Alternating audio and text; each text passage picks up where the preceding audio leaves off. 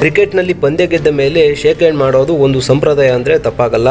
ಸೋಲು ಗೆಲುವು ಅನ್ನೋದು ಆಟದಲ್ಲಿ ಕಾಮನ್.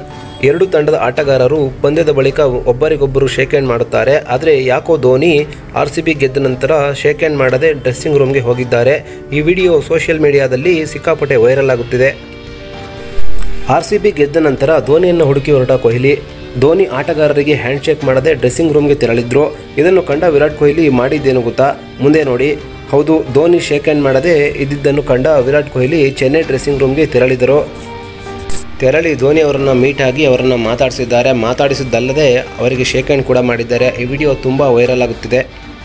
ಫ್ರೆಂಡ್ಸ್, ಏನೇ ಆಗಲಿ ಇಂಡಿಯಾ ಅಂತ ಬಂದರೆ ಅದು ಧೋನಿ, ಹಾಗೆ ಕರ್ನಾಟಕ ಅಂತ ಬಂದರೆ ಅದು ನಮ್ಮ RCB ಅಂತಲೇ ಹೇಳ್ಬೋದು. ಧೋನಿ ಅವರಿಗೆ ಕೊಡುವ ಗೌರವ ಯಾವತ್ತಿದ್ರೂ ಕೊಟ್ಟೇ ಕೊಡ್ತೀವಿ.